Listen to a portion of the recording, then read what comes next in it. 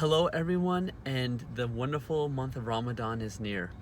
It's a holy month where we'll be working on our deen and we'll be getting closer to God.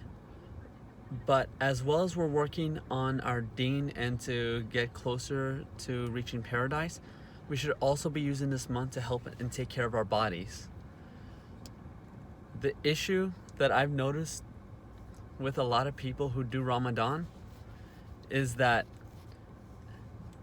nobody, that people will come out of it either a lot skinnier and lose a lot of muscle mass, or they'll just come off a lot pudgier, a lot softer in the midsection, or in most cases both. They'll lose some muscle mass and put on some fat. And it's something I've noticed every year amongst my brothers and sisters, both here in the United States as well as in our homeland. I actually wanted to make this video to help anyone out that wants to either retain the health that they currently have, or to actually lose fat or gain muscle. And believe it or not, if you watch till the end of this video, I'll even show you a way that you can do both: lose fat and gain muscle during the holy month of Ramadan. Pretty much what I'm going to go over with you throughout this video is the lifestyle and the health benefits of fasting Ramadan, how to approach it in a nutritional stance, as well as how are you going to set your training up for success. The month of Ramadan can be a tough one with the fasting. Unlike most traditional forms of intermittent fasting, where you can drink water, drink black coffee, and just eat at a small window of time, with Ramadan, it's pretty much a daily dry fast where you're cut off from caffeine, you're cut away from water. Anything that's a substance that you can consume is completely knocked out. So this does kind of complicate things, but it also has a lot of health benefits. Researchers and doctors during recent times, as well as a lot of health gurus, will tell you that with daily fasting, it increases insulin sensitivity, increases human growth hormone in the body, assists in immune function, as well as it aids in digestion health, and will also have cancer preventative measures. As well as if you do have any issues with inflammation like arthritis, it'll also help alleviate it. I myself have been doing intermittent fasting for the past year. But I've been doing Ramadan my entire life, and it has done amazing benefits. With Ramadan, you are going to see a lot of health benefits. However, if you don't do the proper nutrition and a proper weight training, I think most of y'all seen what happened. So how we're gonna go about this with the nutritional factor. Do you remember what I said earlier in the video? That most of our brothers and sisters will get actually skinnier as well as fatter from Ramadan, which you'll think you don't eat for long periods of time, you don't drink water, you're just supposed to lose weight and look like Brad Pitt from Fight Club, or worse, Tom Hanks from Castaway, from the second half of the film, not the first. However, if you look at the nutrition in the diet that a lot of Arab cultures have when they break the fast, other than dates and soup, which I do think is amazing for fast breaking, a lot of the meals that traditional Muslim families eat when they do break the fast is usually very dense in carbs and sugar. I know that we have this treat in Morocco called shebekia that we always have on the table, which is pretty much, imagine a very sugary kind of pretzel-like cookie drizzled in honey. So can you imagine the caloric density of that? And since these are very carved up meals, we're very hungry, we usually will eat a lot of it. It's normal. You haven't eaten for a long period of time, so you think binging is perfect. You can get away with it. What most people don't realize is that with all the carbs combined, you've already consumed close to 2,500 to maybe even 3,000 calories upon the first sitting worst case scenario, I hope that it does not go down to that. So what happens is when you're eating, first off, your body has not had food in nearly 20 hours prior, give or take, depends where the sun sets and the part of the world you're in. So your insulin is dropped very low and is extremely sensitive to any nutrients and food that you put into your body. So when you're breaking your fast, whatever you're eating, your body's gonna absorb like a sponge. Imagine that, all right? So imagine if the first thing you start your meal off, the first thing your cells are gonna take in is sugary meals, big sugary cookies, and just pleasure meals. It's gonna come straight into your body, it's gonna come straight into your veins, and that's kind of why a lot of Muslim people do put on a lot of fat during this time frame.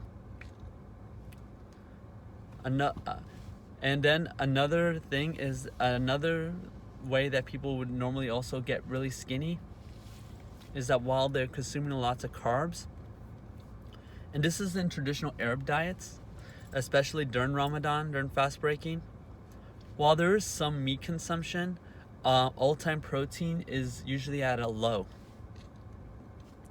They're not really eating a lot of chicken. I don't see a lot of steak or a lot of high protein dense meals, which you need the protein as well as the amino acids in the protein to either help build or retain muscle mass.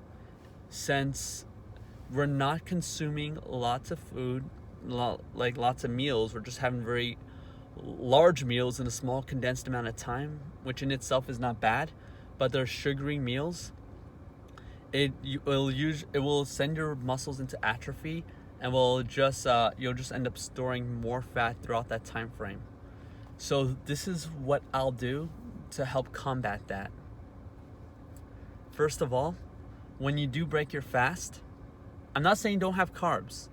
Carbs are actually really good for you. I myself do eat carbs. I've done keto before. I think keto works. I think keto with Ramadan's amazing, which I think that's a topic for another video, but I don't think it's sustainable. What I would do when I'm breaking my fast is to actually have a carb and protein rich meal. So for me, what I would have is potatoes, like russet potatoes chopped up, or maybe some sweet potatoes. The healthy and the high glycemic carbs are gonna help spike your insulin. I'm gonna have that set up in my meal with at least 2 or 3 pieces of chicken breast, which together will make up about 60 grams of protein. So when I consume those carbs with the protein, and try not to keep the meal too big, try to keep it decent because you don't want to enter a food coma. Your body is gonna absorb the carbs are gonna help open up the cells and spike your insulin up high. So it's gonna be super absorptive mode, and then the protein that you consume is gonna go straight into your body, so your body can utilize the protein. So if you do couple that with actual weight training, you can actually see some good amount of clean muscle gain throughout this time frame.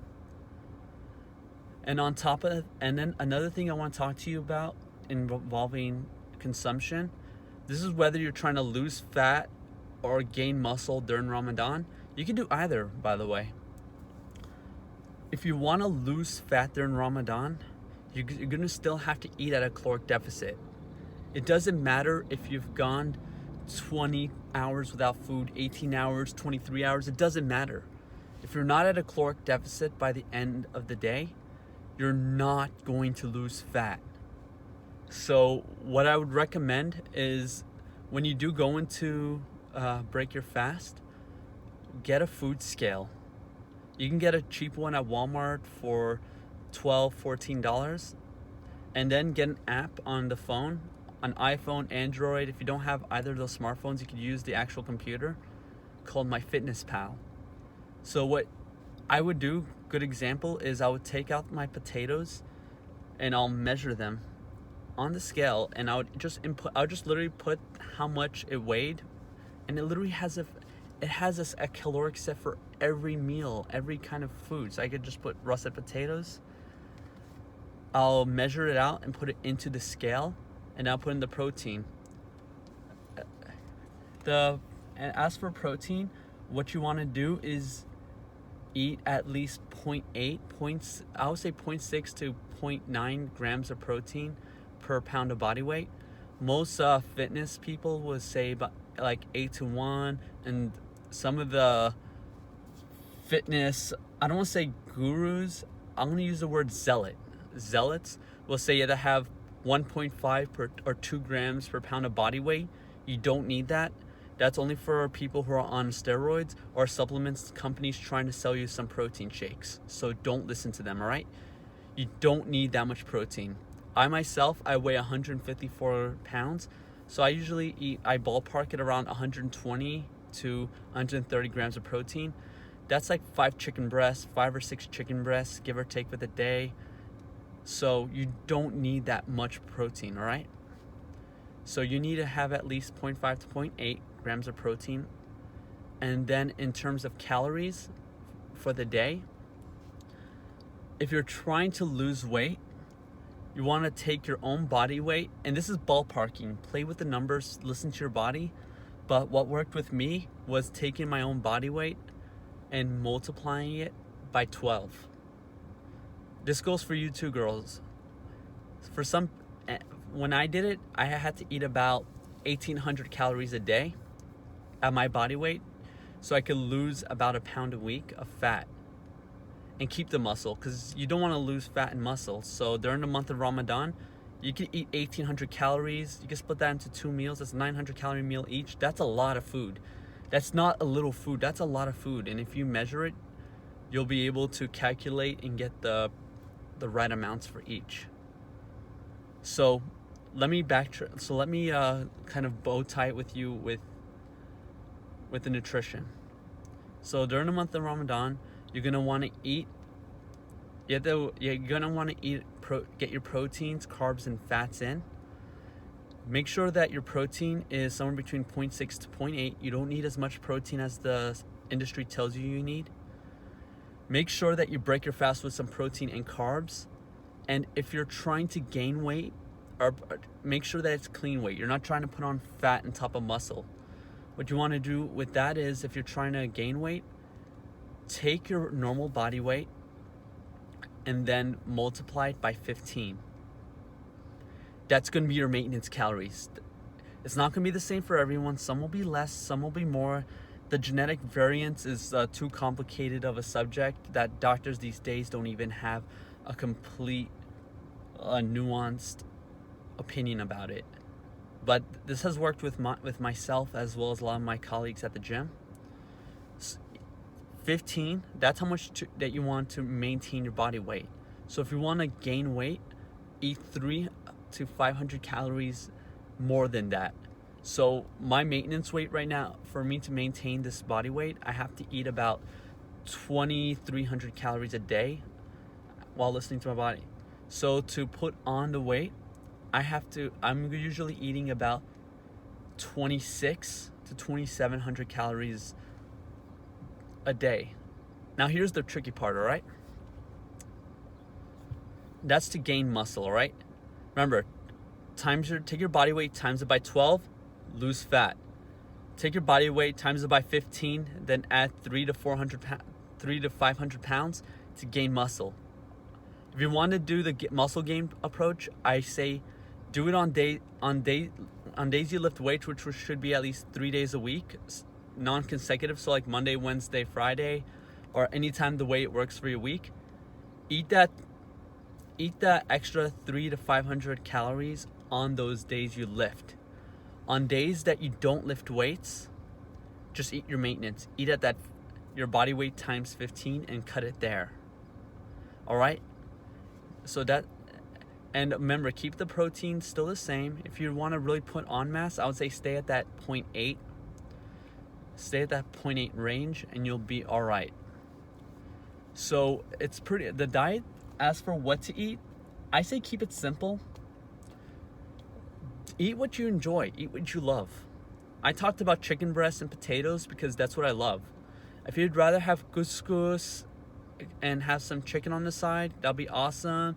If you want to have have hummus with some beef or some lamb, that's perfect. If you can The app MyFitnessPal has everything there. You could put lamb, you could put Pakistani recipe like spiced lamb. You could put Moroccan couscous. You can put baklava. It literally has everything there. If you measure it out, it will calculate. So if you watch your calories, because that's the most important thing, and keep your protein high, you can actually control how your body's gonna come out in Ramadan. Now I'm gonna come into the fun part, the exercise and the training. All right? Lift lots of weights and done. Just kidding. So in terms of exercising, I'm gonna start off first with the losing fat, people who want to lose fat first, and then I'm gonna go into the people who want to gain weight, and then I'm gonna have a subject for the people who don't work out at all and want to get started. Your people aren't off the hook either, okay? I got something for you too. All right. For the people who are carrying a little bit of excess body weight, because this is the 2010s and fast food is a commodity that doesn't want to die, kind of like the Fast and Furious franchise. What you want to do is, you've got the calories down, so you're eating your body weight times 12. You're breaking your fast with some protein and carbs. All this stays the same, by the way. It's not going to be any different for people who are gaining or losing in terms of how to break the fast. In terms of training itself, I recommend lifting weights 3 days a week on non-consecutive days. So what I would do is I'll do a Monday, Wednesday, and a Friday, an hour after breaking the fast, or like after Isha, after you're done praying Isha. Go and I would say lift weights. The reason I say non-consecutive days is because after you do lift weights, especially when you do full body exercises and you're pushing your limits, it does take a neural fatigue, and it does drain your body, whether you're fasting or not. So I don't want you to have to I don't want you to have to go Monday then Tuesday, because then Tuesday your body's aching and it's strained, and then you'll be discouraged. And also it's like scratching a scab wound, and you're not gonna let your body recover. Your body gets stronger and muscle builds as well when you are recovering. And I know what you're thinking. Why am I talking about building muscle when you're trying to lose weight? And why am I suggesting weightlifting when you're trying to lose fat? When you lift weights, and this is very important, especially for Ramadan, and you're in a caloric deficit and you're eating a good amount of protein, because you're at a caloric deficit and lifting weights still burns calories, your body has no choice but to lose weight. But here's the thing. Your body, when it's trying to lose weight because of caloric deficit, doesn't know the difference between losing weight and losing fat. It's losing mass because the body can't handle it. So when you're eating a lot of protein, or a decent amount of protein, your body has enough amino acids to help maintain the muscles. So, which is the building blocks, because it doesn't matter how hard you train them. Without protein, there's nothing to build or to keep it there. And also, since you're lifting weights, pretty much your body's being told in a cellular level is, oh my God, we don't have as much calories. We need to burn something. We have to make this body smaller. Let's take away something from the muscles. No, wait, you can't take the muscles away. You can't burn muscle. He's using it. He or she is using it. Like they're lifting weights every now and then, and they're lifting heavy. Let's leave the muscles alone, because they're actually required for survival, and we have the protein to keep it alive. So let's just burn the fat. So by having a high protein and by lifting weights, you're gonna be what's gonna happen to your body is your body's gonna want to keep the muscle and maintain its size, because it's needed for survival. But since you're doing Ramadan, your body's in starvation mode for 80% of the day, and you're at a caloric deficit. Your body's is gonna go straight towards the fat stores. And since you're actually lifting and training, your muscles are gonna be pumped up. So by keeping your muscle mass and losing fat, you're actually going to look leaner than a person who loses. Imagine if a guy with a decent muscle mass, like loses 10 pounds of fat, he's going to look a lot better than a guy who's a really scrawny guy who loses 10 pounds of fat, because there's still not going to be any shape, there's not going to be any definition or anything to it. So that's what you want to do first. You want to make sure you're lifting. And how I would set the training is keep it quite simple. Stick to the compound movements. You don't have to do too many exercises. For shoulders, just take dumbbell, do some shoulder presses. Lift in that range between 5 to 8 range. You don't want to be able to, if you can lift more than 8, it's too light. If you can do more than 4, it's too heavy. So you want to stay in that mid range, so you're getting enough volume, so your muscles will have pretty much have no choice but to grow. On top of that, for shoulders, I said to do shoulder presses. For chest, I would normally say do the bench press, but if you're going to be training alone, I would suggest doing the dumbbell shoulder press, because it'll also help balance out the chest. And then for the back, do pull-ups. If you can't do a single pull-up, I'd recommend either do negative pull-ups, where you start off from the top, like you have like a step stool, you start from the top and you just lower your descent, and do that 5 reps 3 times. Or even if that's too difficult, just do the lat pull-down machine. But make sure you still stay in that rep range between 48, so 5 to 8, and do like 3 sets. For the legs, I would recommend doing squats as well as deadlifts. And then for the arms, the pull-ups and everything's gonna pretty much hit your arms pretty well. But just to give it that extra boost, just do a traditional dumbbell bicep curls. And for triceps, one of my favorite exercises for the triceps is actually the skull crushers, the incline skull crushers.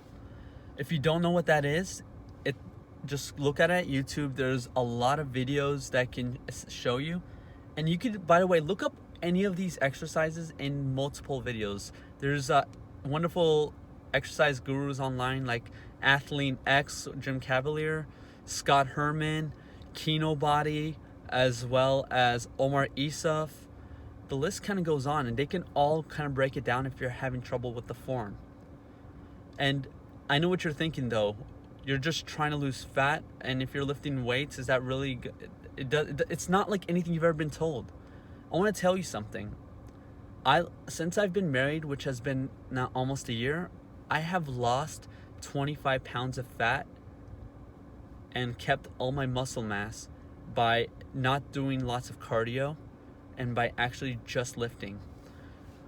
But let's say you want to burn the extra fat. You're carrying a little bit more than you would like, or a lot more than you like.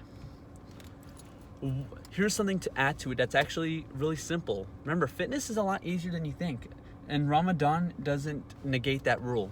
All right? What a good thing to do on days you don't lift weights, because you're lifting weights, you're burning lots of calories, you're burning calories at rest. So we're gonna leave that alone. How about the other 4 days of the week that you're not lifting? Right before you break the fast, or anytime throughout the day, but during the fasted state, by the way, go on a walk. Don't run. I'm not talking about run. I'm not talking about going for a jog or even or a sprint session. Nothing like that. Not even a power walk. Go for a casual walk for an hour. You can listen to music, you can listen to an audiobook, you can listen to a podcast, listen to anything you like, or go to a treadmill, put on your favorite show on Netflix, put on Stranger Things, Game of Thrones. Doesn't matter. Fitness is supposed to complement your life. So find the best thing that works best for you and just go for a walk. Because you're in a fasted state and your insulin is pretty much brought down to an all-time low, and most of your glycogen stores have already been depleted at this point of the day, you're gonna have a lot more luck burning fat. And the good thing about just going out for a morning walk instead of running for 5 minutes, 10 minutes, is that you still burn a lot of calories. And unlike the other traditional forms of cardio like swimming and biking, where after you're done you get thirsty and it also triggers hunger, when you go for a long walk, you burn a lot of calories. It's very enjoyable, excessively sustainable, and it does not trigger hunger, which is terrible during the month of Ramadan if you still got 4 hours until that sun goes down, depending on where you live. So let me wrap it up in a nice bow for the fat loss community in terms of Ramadan. Lift weights at night, not in the fasted state. You want to go heavy, and if you're looking for advice on a workout program or workout schedule, I'm going to leave the link to my Instagram on the bottom, and you can IM me directly, and I'll set you up with a nice workout program for lifting weights. And then, so you'll be lifting weights 3 days a week, and then just going for an hour walk on the days that you don't lift. That's going to help burn those extra calories during that time frame. So by the end of Ramadan, you could be losing up to 15 pounds, which doesn't sound like a lot, but trust me, will affect your health immediately. And the point is, it's not like after Ramadan you stop. By the end of Ramadan, the goal isn't to get you down to that wonderful body weight, because I'm going to be realistic with you. It takes months, sometimes years, to build that dream body, but by the end of Ramadan, the goal is to get the ball rolling. So you've lost 10, 15 pounds of fat, and you've developed a routine. You've learned how to lift. You understand fasting. You might even keep fasting. I've been fasting for a year. I've been doing intermittent fasting. It's not the same as Ramadan fasting, because I do drink water and black coffee in my fasted states, but which is completely all right. And because of that, it's brought wondrous things for my health. I've had a blood test, everything. I've never been more healthy in my life, and this could be the same for you. So don't use Ramadan as I'm gonna lose all my fat for Ramadan, look great for the summer. Think of it as like, I'm gonna lose a decent amount of fat in Ramadan. You're gonna develop a wonderful set of habits, and then this is just gonna be a start of a wonderful lifestyle for you. But speaking of lifestyle, I don't want to leave out the group of people that want to gain muscle during Ramadan. All right, this is good news for you too as well, because with Ramadan, for the bulkers out there and even the people who are trying to cut, with Ramadan, what's going to happen is you're going to have a easy time absorbing the protein for your muscle growth. Let me get a little bit more into specifics with this. Remember when I was talking earlier in the video about nutrition, about how when we break the fast, our bodies are equipped quick absorptive mode? The same goes for us if we're trying to gain weight for muscle building. So the concept of weightlifting is gonna be the same as the cutting group. I still recommend doing 3 days a week and lifting very heavy, still in that 4 to 8 rep range. If you go too much, it's not that heavy, and your body isn't gonna be incentivized to grow. If it goes too little, you're not getting enough body, and you could actually be depleting your neural fatigue. So stay in that 4 to 8 rep range. Track your workouts. I use the app Strong. By the way, both these apps that I suggested, Strong and MyFitnessPal, are both free. You can find them on the App Store or Google Play, or you could just find these on the internet if you don't use a smartphone and have a traditional laptop. Or if you want to be really old school, especially in the Middle East, maybe they're places without Wi-Fi, just bring a notebook and track your workouts. With all that, I do recommend still lifting 3 days a week. The big difference between the bulking group and the cutting group isn't so much the exercise. I wouldn't recommend the fasted cardio, like the fasted walking, for the bulking group, unless it's something you enjoy. Then just increase your calories slightly to adjust. The big difference is on your workout days, you still have to take your calories, your body weight, times it by 15, that's your calories. Then add 300 to 500 extra calories on top of that for your lifting days. Because your body, remember, it's on super absorptive mode, so you're gonna want to absorb all those extra calories on that day you're lifting when your body needs it. And then on the rest days, the 4 days a week, don't eat at that much. Don't eat 300 to 500 calorie surplus, because remember, only so much of the extra calories that you eat actually get turned into muscle. The rest does turn into fat, and you don't want to put on extra fat. During that time frame, I would recommend you eat at a caloric maintenance. So, and I'm assuming that most of the people watching this are the more experienced lifters. For the newbie lifters, the people who have not lifted ever in their lives, the people who have never lifted weights, you're not off the hook either. For them, I would recommend eating those extra 300 calories every day throughout the month of Ramadan if they've never lifted in their life, because with your bodies, and this is for the beginners, like I said, you could use Ramadan to start adding muscle. It's not impossible. It's actually kind of cool. It kind of has a miracle story. I know that make the imams and your local imam very proud. I would recommend eating that 500 calorie surplus, lifting only 3 days a week, and take your rest. And especially the newbies, take your rest days. You don't need to lift 6 or 7 days a week. Your body needs to recover, and you get stronger when you recover. Remember that, all right? And is there a way to actually gain fat and to gain muscle and lose fat? Yes and no. It's a little tricky.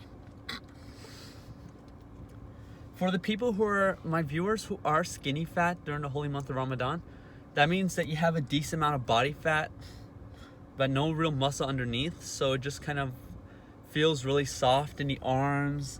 So you've got a little bit of size, but it's very squishy. There is a way to add muscle and lose fat, especially for, I'm assuming that the skinny fat people who are watching this video have never lifted. This is the recomping principle. This one, pretty much, we're going to be eating at a caloric deficit, but slight caloric deficit. So instead of times 12, you're going to take your body weight, times it by 13. So it's going to be a slight deficit. It's still going to be less than your maintenance weight, so we're still going to have you at a deficit, but we still want to keep your protein is 0.8 per. So pretty much take your body weight, times it by 0.8. That's how much grams of protein you need. You can have that, like I said, any form of protein. I don't care if you're vegan. You can make it work. It doesn't matter. Don't worry about what foods to eat. Just make sure that you get it. And by eating at a high protein, your body is really sensitive from Ramadan. And then the fact that you've never lifted weights, so your body's going to be sensitive to that. You can actually gain muscle and lose fat during the holy month of Ramadan. And like I said, this isn't going to be the end. By the end of the month, I'm not saying this is the end all be all. You're ready to make photo shoots with Zac Efron, or for the ladies to have that Angelina Jolie physique from Tomb Raider. But you're going to be a lot closer to that than you did in the beginning of the month. And that's just to get the ball rolling. I know I dragged into a lot of different places, and if you have any questions at all, please leave them in the comment section, or you could reach me at my Instagram at j_kino_quest. Thank you.